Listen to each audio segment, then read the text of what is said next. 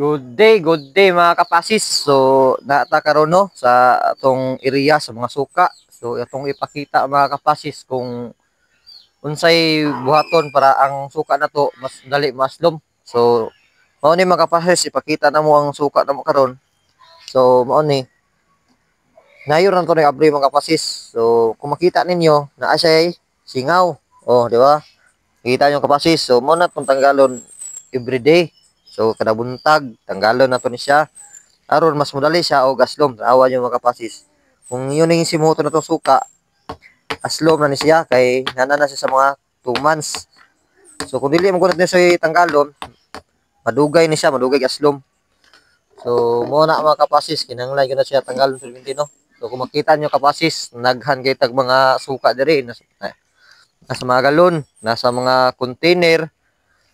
So ang purpose ana mga kapasis ngano ato ang gipang butang diri aron mainitan sa adlaw. So para po nga dali gyud siya maslom kay perminti man siya mainitan.